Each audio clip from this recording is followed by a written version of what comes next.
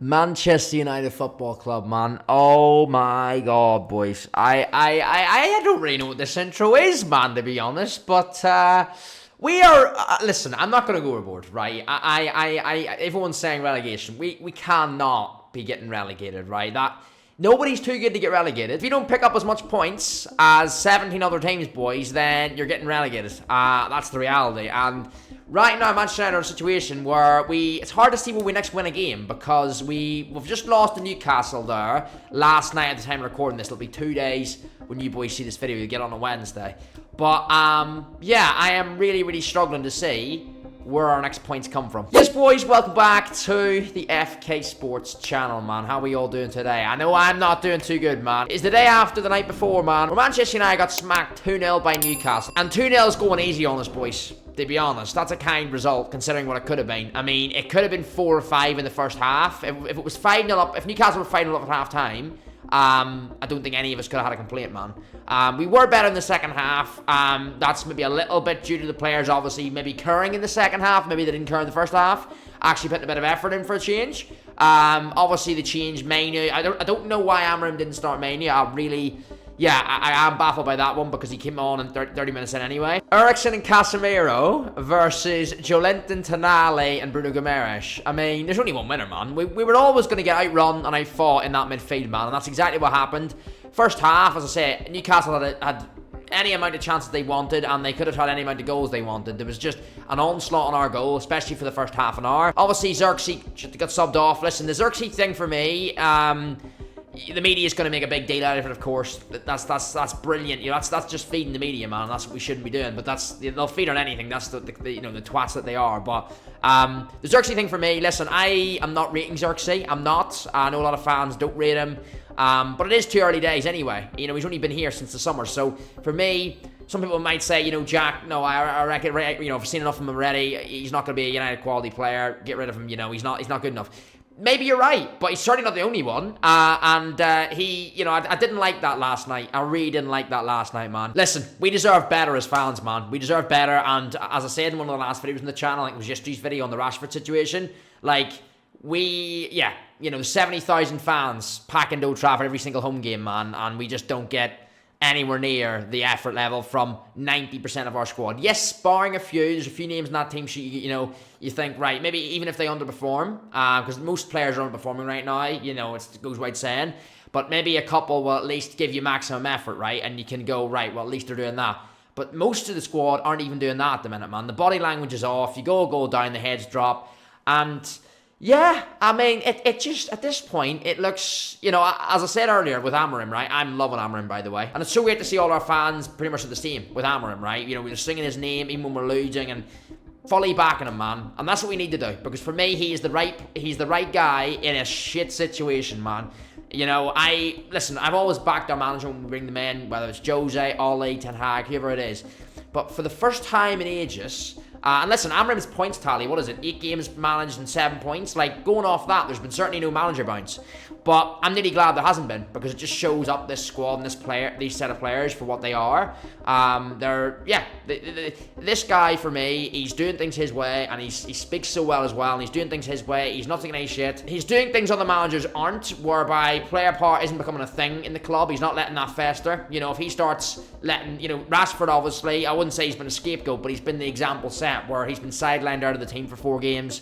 Yes, he got, you know, he was in the squad on Monday night there, but he didn't even get on the pitch. Obviously, Rashford's future, as I mentioned yesterday, very much in doubt right now, but yeah, he's doing things his way, man, and we've got to stick by this guy 100%, man. Some people I've seen online on Twitter, I mean, football Twitter is just, you know, hit or miss, you know, it really, really is. Sometimes you get some decent stuff, most of the time, it can be a pile of shit, man, and yeah, reading through yesterday, I'm seeing some people saying Amorim, you know, oh, he's not the right guy. People, yeah, very quick to judge, and it's not even a brilliant sample size yet. Anyway, he hasn't even managed 10 games yet. As I mentioned there a few minutes ago, like, there's not everything with Amorim's doing that I'm agreeing with. Like, yes, like last night, right? Why is he not starting Mainu rather than why is he starting Eriksen, Casemiro, and not Mainu? Doesn't make sense to me there. Yes, his hands were tied. Bruno was suspended. Ugarte was suspended, but yeah, you can still fit Menu in that midfield, man, and then have, even have Ahmad and Garnacho behind Højlund if you don't want to use zirkzee there. But yeah, he had options. So that was one of the biggest things I think last night I didn't agree with Amorim on. But overall, I love the guy, man, so far. He's made a real good impression on myself and a lot of the United fans I know. The chants are great to hear, man. They really, really are. The zirkzee thing, as I say, didn't agree with that because I think you can understand it in terms of fans are frustrated, and we've all a right to be because we've been fed so much shit over the last many, many years. But it's been, at this current point, boys, it seems like a real, real low point, man. Like, it's bad. It's really bad right now, man. 14th, 15th in the league. I think we're 7 points above the relegation zone at the minute or something, or 7 points above 17th place. Ipswich, right? We've got Ipswich coming up and Southampton coming up in our next couple of games after Liverpool on Sunday. Now, you'd look at that and go, well, we're not going to get relegated because we're going to beat those two teams. But, I mean, Ipswich just went and beat Chelsea there last night 2-0. Every game in the Premier League is going to be a tough one. Not all teams in the Premier League are going to have the quality that some of the big teams have in their squad and their squad depth as well on their bench. But they're going to give it maximum effort, man. And if our players aren't willing to do that, then, what chance do we have? Any team can beat any team in this league whenever a team has an off day or is not putting the effort in. And in our case, a lot of our players don't even put the effort in half the time. So yeah, it's just an absolute circus, boys. And I just feel like, use this video as therapy. That's what I've been doing, man. I've just been going on, using other content creators, Manchester United content creators as well. Just therapy session, man. To calm each other down because, I'm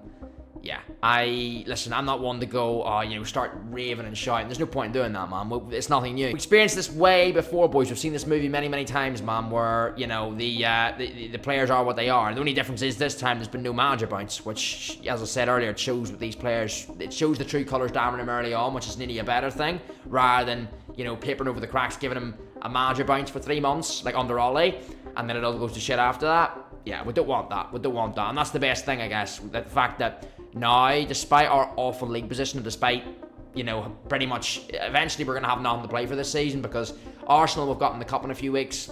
They'll big favourites to knock us out. Obviously, we're already out of the Carabao Cup. Europa League, who's to say we're going to get that much further in it?